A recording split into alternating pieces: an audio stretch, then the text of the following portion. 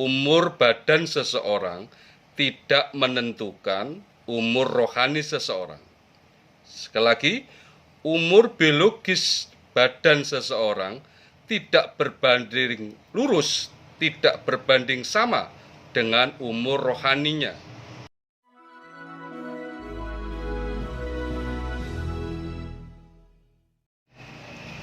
Assalamualaikum warahmatullahi wabarakatuh. Jumpa lagi dengan saya. Di masyarakat, kadang kita menemui seseorang yang itu memiliki tubuh yang masih muda, tetapi rohaninya, pemikirannya cukup mendalam, memiliki wise, memiliki kearifan, memiliki kebijaksanaan, memiliki kedalaman rohani, kedalaman spiritual. Seringkali saat dia masih muda sudah menjadi rujukan nasihat bagi banyak orang. Tetapi juga ada sebaliknya. Ada orang yang memiliki tubuh yang sudah tua, rentah, ya, tetapi jiwanya dia masih muda, rohaninya masih mentah, dia menua, tetapi tidak menua rohaninya.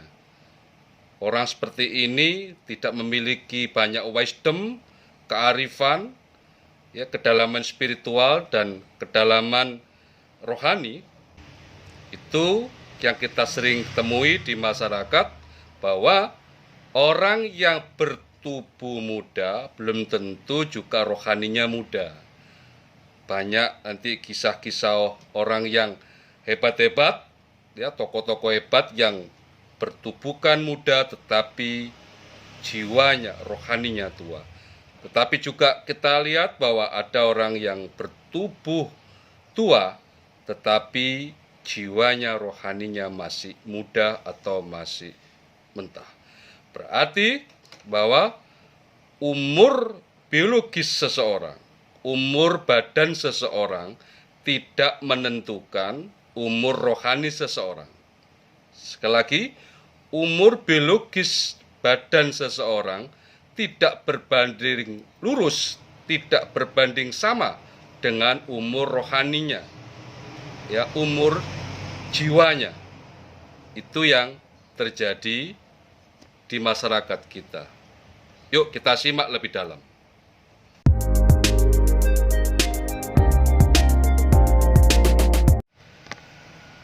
Kok bisa terjadi bahwasanya umur biologis seseorang tidak berbanding lurus, tidak menentukan umur rohani dari seseorang itu? Yuk kita telah lebih dalam. Seorang bayi yang lahir, ya, dari muka bumi ini, itu sudah dihitung awal kelahirannya, ya, dihitung dimulai hitungan dia lahir di dunia. Pertanyaannya, apakah juga itu terlahir juga umur rohaninya, ataukah sama bahwa umur biologis yang lahir, tubuh yang lahir sama dengan kelahiran umur rohaninya? Tentu beda, tentu tidak sama. Kalaulah sama, maka saat bayi itu lahir dengan umur rohaninya yang sama lahir, maka seluruh bayi di muka bumi ini terlahir memiliki kesamaan potensi, kecerdasan, kemampuan, ya, rohaninya sama, nggak ada perbedaan. Sebagaimana HP yang itu kemudian diciptakan oleh pabrik tertentu dengan merek tertentu, spek tertentu, kemampuan tertentu, sama, nol sama-sama. Tapi manusia bukan begitu. Bahwa bayi yang terlahir tentu tidak sama umur biologisnya dengan umur rohaninya. Betapa kita lihat seorang bayi memiliki kecerdasan yang berbeda dengan bayi yang lain. Ini ada sebuah kisah yang menarik. Kisahnya Nabi Isa. Dan juga kita lihat bahwa ada proses perkembangan berikutnya. anak-anak memiliki kecerdasan tertentu yang berbeda. Ada anak yang memiliki kecerdasan yang mampu menghafal Quran. Ada yang cerdas, jenius di bidang matematika, di bidang yang lainnya. Ada juga anak-anak yang secara kecerdasan rendah atau biasa-biasa saja.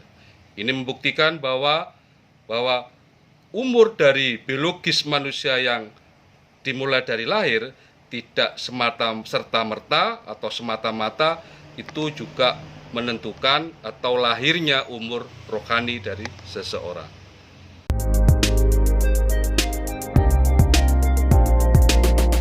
Bagaimana cara kita mengenali orang-orang yang memiliki tubuh yang muda, tapi sesungguhnya jiwanya tua?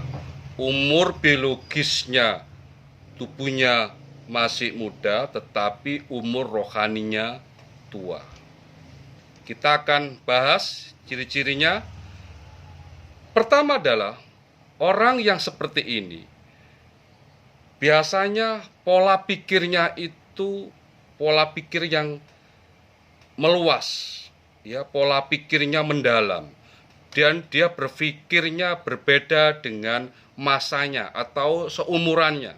Dia biasanya visioner, berpikirnya jauh ke depan, dan terkadang berpikir out of the box, ya, dan memiliki daya pikir yang kuat sekali.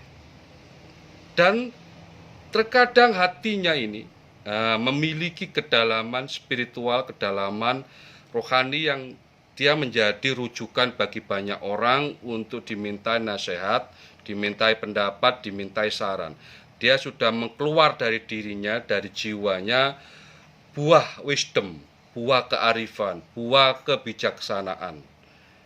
Ini biasanya orang-orang yang mengalami proses penuaan rohani begini, biasanya orangnya ini adalah orang-orang yang memang menyukai dunia keheningan, memasuki dunia dalam pertapaannya, semedinya, ya. Bukankah para nabi, para rasul pun, para wali pun juga mengalami proses ini sehingga dia mengalami penuaan rohaninya. Itu cirinya pertama. Yang kedua, terkadang karena memang daya fikirnya, daya rohaninya melampaui usianya, melampaui masyarakatnya, dia seringkali dicemooh, dihina, ya, diremehkan, dicaci maki, dikatakan dia negesi, negesten, sok tahu, gila, dan sebagainya.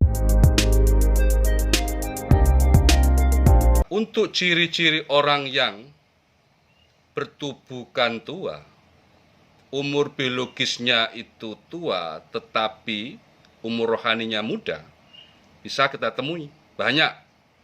Mereka dalam setiap kali perbincangan itu dia mengandalkan pengalamannya, dia mengandalkan pengetahuan yang didapat selama itu. Dia seringkali ngomong, aku ini sudah tua, umurku tuh sudah tua, pengalamanku banyak, aku sudah banyak makan asam, pahit, garam kehidupan. Seperti itu, tetapi kenyataannya pengalaman dia tidak membentuk atau membuat dirinya semakin tua rohaninya, tidak membuat buah kearifannya muncul, buah kebijaksanaannya muncul. Justru pengalaman hidupnya ini sebatas rutinitas hidupnya yang dia dapatkan, dia dijalani. Justru pengalaman dia yang banyak ini kadang diserap oleh orang lain. Orang-orang yang begini biasanya adalah orang yang tidak bisa mengambil pelajaran yang banyak. Pelajaran hidupnya yang dia dapat tidak mendapatkan saripati kehidupan. Sehingga dia hanya mengandalkan ketuaan usianya. Betapa ini banyak di masyarakat. Oke, itu ciri-ciri dari keduanya. Semoga bermanfaat. Sampai jumpa. Assalamualaikum warahmatullahi wabarakatuh. Terima kasih sudah menonton di Haris Darmaji. Jangan lupa like, comment, share, dan subscribe.